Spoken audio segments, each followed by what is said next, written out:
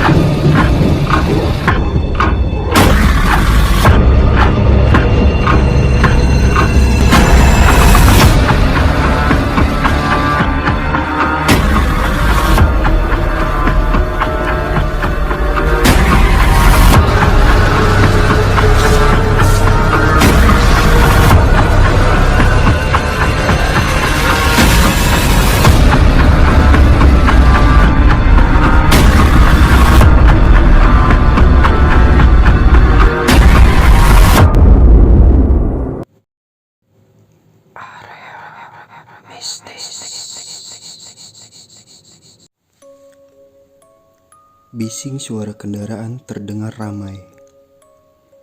Agus yang berjalan gontai di atas jalanan aspal sesekali berteriak lantang, meluapkan amarah emosinya ke udara, seakan-akan suara bising itu tidak terdengar sama sekali. Bukan tanpa alasan, Agus yang sudah kesana kemari melamar pekerjaan, tak satupun ada yang menerimanya. Sampai ketika Agus akan menyeberang jalan. Agus hampir saja tertabrak mobil jika saja mobil itu tidak buru-buru menekan pedal rem. Mungkin tidak akan ada cerita ini kalau Agus tidak langsung sadar dan menghindar waktu itu. Goblok! Bentakan lelaki paruh baya dari dalam mobil. Seketika membuat Agus sedikit tersulut mundur dan terjatuh ke pembatas antara aspal dan tanah. Selama dalam perjalanan, Agus masih dirundung kebingungan. Kemana lagi ia harus mencari pekerjaan nantinya? Sementara ia harus menanggung hidup keluarganya. Tentunya Agus membutuhkan biaya yang lebih. Ini adalah pengalaman mistis sekaligus mengerikan yang aku alami ketika bekerja di salah satu gedung bioskop tua di Jakarta. Namaku Agus. Aku jauh-jauh datang ke Jakarta untuk mencari kerja. Tapi sudah 5 perusahaan yang aku datangi, tak ada satupun yang mau menerimaku jadi karyawan. Karena sudah buntu dan tak ada saudara juga di sini, aku memutuskan untuk balik ke kampung. Tapi untungnya, kawan lamaku yang ternyata tahu tujuanku ke Jakarta, dia menawariku untuk memasukkan lamaran di salah satu gedung bioskop. Awalnya aku ragu mau menerima tawarannya, karena yang mereka cari adalah OB. Tapi setelah aku pertimbangkan, ya aku terima. Toh siapa tahu nanti ada lowongan kerja lain lagi. Ya hitung-hitung batu loncatan lah, pikirku. Setelah aku datang dan menyerahkan dokumen lamaran, ternyata mereka terburu-buru. Tanpa wawancara, aku langsung diterima jadi OB. Hari pertama aku kerja, aku bertemu sama Mas Amir. Dia ini orangnya baik dan juga OB di bioskop ini. Aku merasa agak aneh, soalnya kalau dilihat dari segi arsitekturnya, kesannya tua banget. Ada beberapa plafon yang tampak sudah mau rusak. Aku sempat membatin, kok gini amat ya? Apalagi yang pengunjung yang datang bisa dihitung pakai jari. Aneh sih menurutku, tapi mau gimana lagi? Daripada aku gak dapat kerja. Mas Amir pun langsung mengajak untuk berkeliling. Dia juga memberitahu semua ruangan dan lorong yang nantinya perlu dibersihkan. Sampailah aku dan Mas Amir di depan sebuah ruangan. Katanya sih gudang tua. Oh iya Gus, untuk ruangan ini gak usah dibersihkan ya. Biarin aja gak apa-apa, kata Mas Amir. Loh, emangnya kenapa gudangnya, Mas? Aku penasaran. Ada tulisannya dilarang masuk. Pokoknya gak boleh masuk daripada kamu kena SP sama si bos, jawab Mas Amir. Gus, inget ya, apapun yang terjadi, jangan sampai kamu masuk, kata Mas Amir menjelaskan sekali lagi. Ya karena itu aku jadi penasaran sebenarnya isi dalam gudang ini apa ya? Kok sampai seluruh karyawan tidak boleh masuk? Dan akan terjawab nanti. Setelah selesai interupsi, aku langsung memulai pekerjaan. Dimulai dari toilet, ruangan bioskop, hingga lorong-lorong. Ternyata aku kurang bersih. Aku tiba-tiba dimarahi Pak Manajer karena ada beberapa titik yang masih kotor. Tanpa perintah kedua, aku langsung membereskan. Takut kalau gajiku dipotong atau dipecat. Singkatnya, beberapa hari kemudian, malam itu diguyur hujan deras banget. Karena aku masih ada tanggungan pekerjaan, jadi terpaksa aku selesaikan dulu. Padahal bioskop ini tidak begitu ramai. Tapi kenapa kotornya kayak seolah-olah banyak pengunjung? Aneh. Sebenarnya aku nggak sendiri.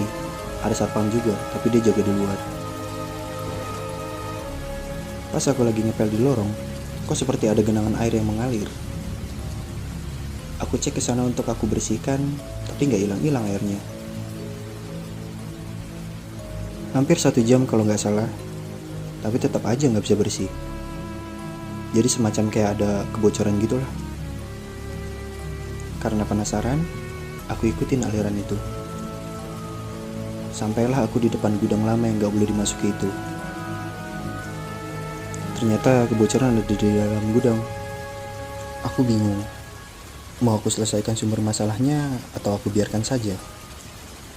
Masalahnya, aku harus masuk dan kemarin Mas Amir sudah memperingatkan untuk jangan masuk. Tapi kalau besok pagi Pak Bos tahu, bisa-bisa aku kena marah lagi. Ya sudah, akhirnya aku nekat untuk masuk. Dan ini ternyata keputusanku yang salah. Pas pintu terbuka, ruangan benar-benar gelap banget dan terasa banget kalau ruangan ini kotor. Kelihatan dari debunya yang tebal dan lembab. Aku pikir sepertinya gudang ini memang gak pernah dibersihkan. Dan malam ini aku adalah orang pertama yang berani masuk. Aku menyalakan senter untuk melihat ke sekeliling. Pas di dalam ruangan, aku juga merasa kalau aku di sini tidak sendirian. Semacam kayak ada seseorang yang memperhatikanku, tapi aku belum tahu posisinya di mana. Tapi aku masih bodo amat. Niatku masuk ke sini hanya untuk memperbaiki kebocoran. Akhirnya setelah berputar-putar ruangan, aku menemukan sumber masalahnya. Dengan alat seadanya, aku coba untuk memperbaiki dan syukurnya cepat teratasi. Nah, ini adalah kejadian yang bikin aku merinding. Pas aku dalam posisi jongkok lagi benerin, tiba-tiba aku merasa ada yang menyentuh pundakku. Refleks, aku noleh ke belakang sambil mengarahkan senter ke sana.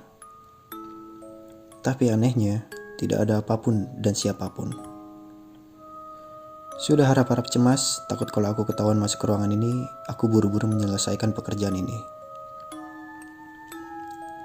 Belum juga tenang karena sentuhan, tiba-tiba aku mendengar ada suara bisikan. Aku refleks noleh lagi ke belakang dan mengarahkan senter. Dan masih sama, kosong, tak ada siapapun. Tangan udah gemeteran, sampai senter yang aku gigit aja jatuh. Dan gak lama, aku selesai menambal pipa yang bocor tadi. Pas aku mau berbalik dan keluar, mendadak aku mencium aroma yang benar-benar gak enak. Kayak bau bangkai. Dan itu membuatku tambah gelisah. Semakin gelisah, semakin membuat kakiku berat untuk melangkah. Seperti aku sedang menyeret sesuatu yang aku sendiri gak tahu itu apa. Dengan sisa-sisa keberanian, akhirnya aku berhasil sampai pada kenok pintu gudang. Aku berhasil keluar, tapi sebelum aku menutup pintu, aku ingat memastikan saja kalau di dalam tidak ada apa-apa.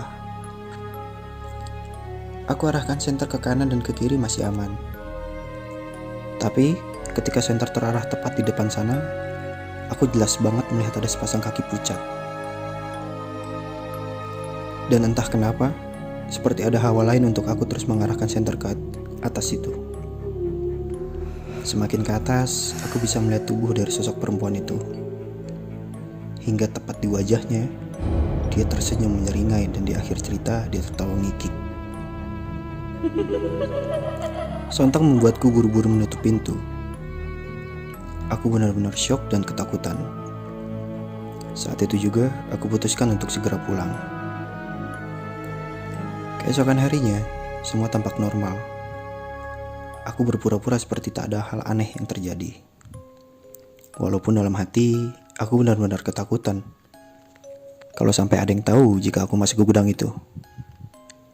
Seperti biasa, aku melakukan aktivitasku sebagai OB. Sampai akhirnya, Mas Amir menemuiku menanyakan sesuatu. "Gus, lo tau gak alat-alat kebersihan pada kemana? Kok ada yang hilang ya?" tanya Mas Amir. "Aduh, saya gak tahu nih Mas. Perasaan semalam udah aku kembalikan ke tempatnya." Aku menjawab sekenanya. Tapi di sisi lain, aku juga benar-benar tidak tahu. "Ya udah kalau gitu, bantu gue nyari ya Gus," ajak Mas Amir. Dan ketika aku dan Mas Amir mencari di setiap ruangan, di sana tidak ada satupun alat yang tertinggal. Hanya ada satu ruangan yang belum kita cek, dan itu mengarah pada ruangan terlarang. "Masa iya ada di dalam Gus?" tanya Mas Amir. "Waduh, gak tahu juga saya.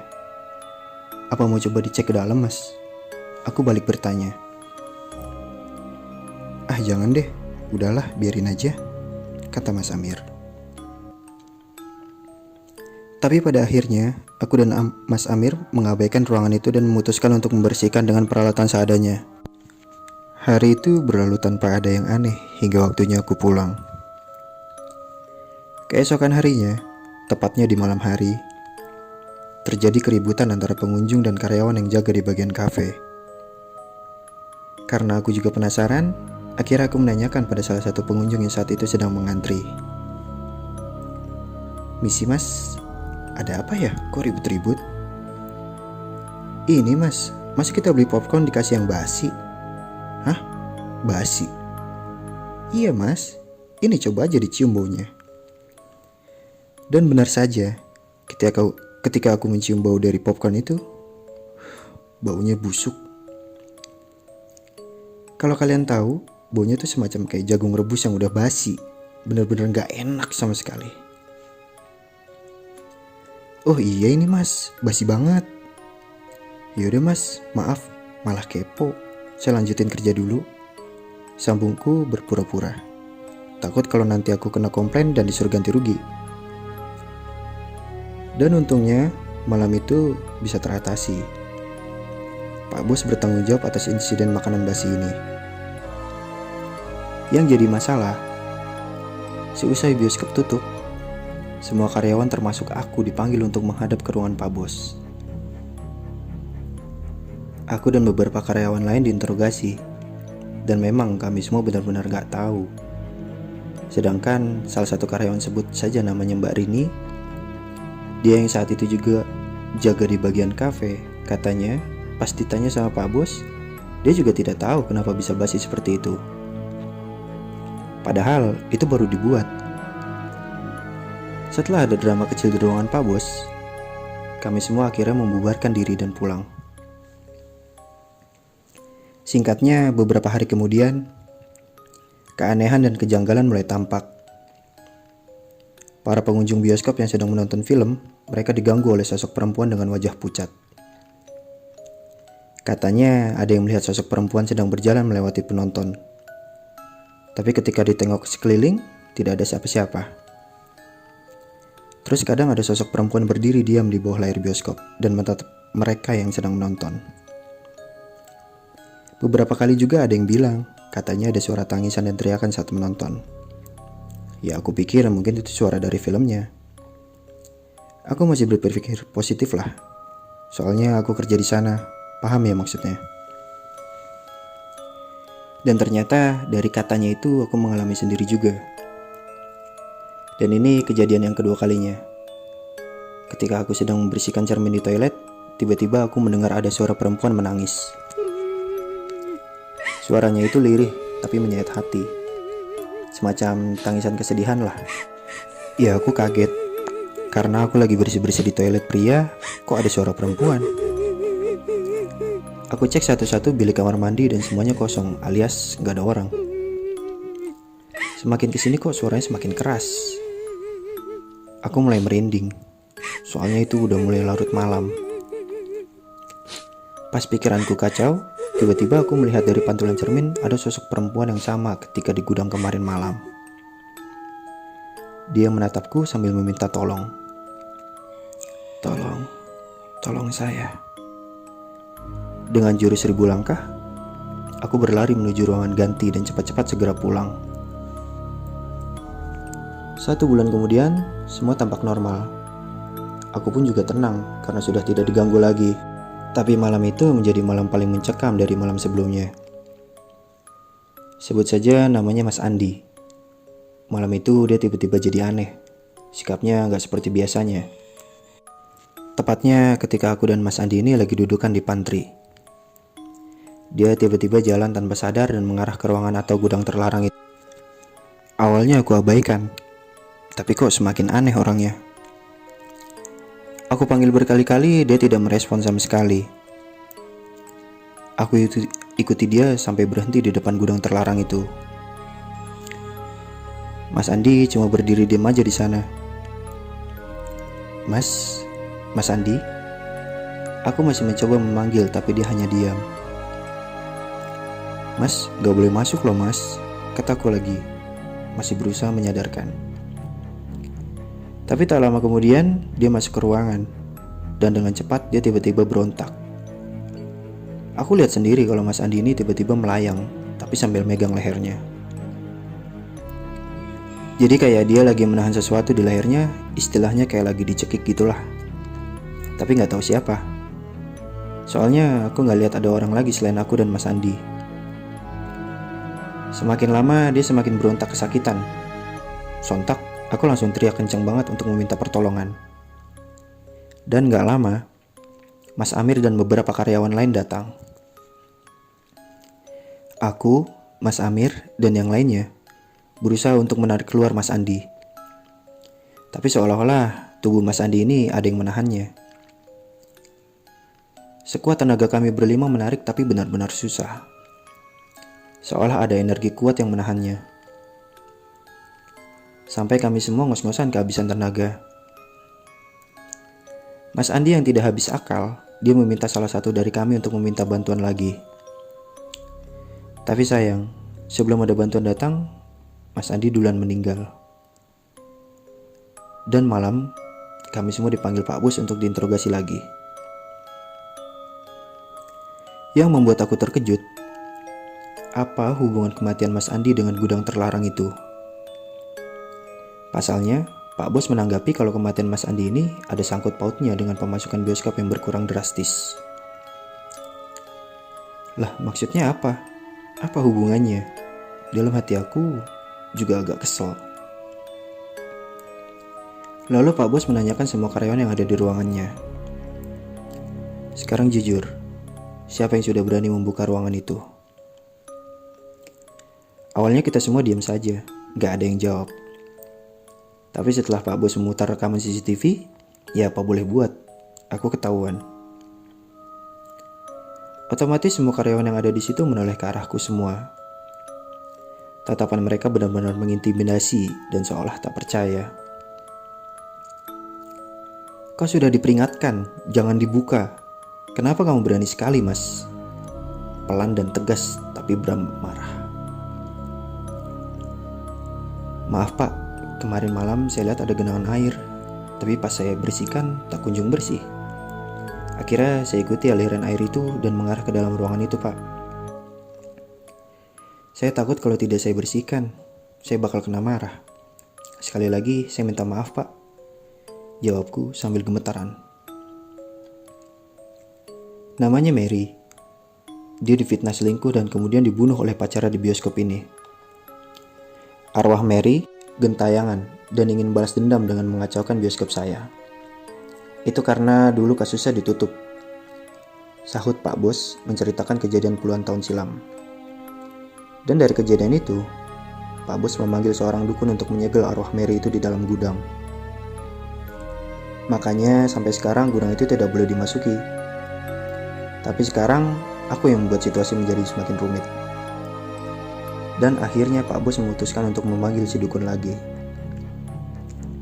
Kalau dilihat dari kejadian kematian Mas Andi, bisa aku pastikan kalau dendam amarah Mary itu begitu besar.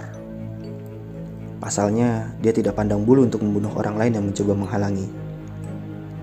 Seperti halnya malam itu, si dukun membutuhkan bantuan sebanyak mungkin karena kekuatan dendam Mary itu begitu besar. Malam itu langsung diadakan ritual. Kami para karyawan bioskop mau gak mau harus membantu si dukun. Karena seperti yang Pak Bos sampaikan tadi, kalau sampai ini tidak terasasi, nyawa semua karyawan bakal ikut terancam. Sebut saja si dukun ini Mbah Rijan.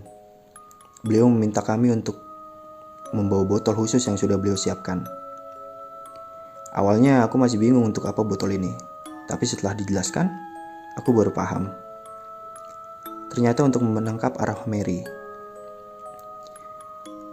Aku sedikit terkekeh kecil, kayak Tuyul dan Mbak Yul. Berkali-kali aku mencoba, tapi susahnya minta ampun. Sampai Mbah Rijan meminta untuk berpencar, berharap bisa menangkap kalau si hantu Mary ini berpindah tempat. Namun, bukannya berhasil. Justru itu malah membuat Mary marah dan membuat teman-temanku terbunuh satu persatu. Aku benar-benar buntu saat itu. Dan ketika si Mary ini datang mendekat, aku pura-pura pingsan. Dengan kecerdikanku ini, aku berhasil menangkap Mary masuk ke dalam botol. "Mbah!" teriakku memanggil Mbah Rijan. Sontak, beliau langsung buru-buru lari ke arahku. Tapi ketika aku menahan tutup botol, tanganku tiba-tiba saja kepanasan dan melepuh. Tak lama, Mbah Rijan langsung menyambar botol yang aku pegang ini dan langsung membacakan sebuah mantra. Dan itu benar-benar ajaib. Botol yang awalnya meronta-ronta, tiba saja diam. Dan akhirnya Mbah Rijan berhasil menyegel hantu Mary di dalam botol. 1 bulan berjalan, suasana di bioskop kembali seperti semula, tanpa keanehan dan gangguan. Sudah terlalu banyak pengalaman seram di tempat itu, dan Agus tidak mau mengulang untuk yang kedua kalinya. Di bulan itu, Agus memutuskan untuk mengundurkan diri. Selang beberapa tahun kemudian, Agus mendapat kabar kalau bioskop tempat dia bekerja dulu pernah direnovasi. Namun tak berselang lama, bangkrut dan tutup. Entah kenapa, Agus gak mau tahu. Mungkin cerita tentang insiden itu sudah menyebar ke kalangan masyarakat. Jadi mungkin mereka akan berpikir 2 kali untuk mengunjungi bioskop tersebut. Itu baru terkaan semata. Tapi entah benar atau tidak, wallahu alam. Sekarang gedung bioskop itu kosong tanpa penghuni. Buat kalian yang punya cerita horor, bisa kirim lewat DM, Twitter, atau TikTok di area mistis. Linknya kita taruh di deskripsi. Sampai bertemu di cerita lainnya. Bye.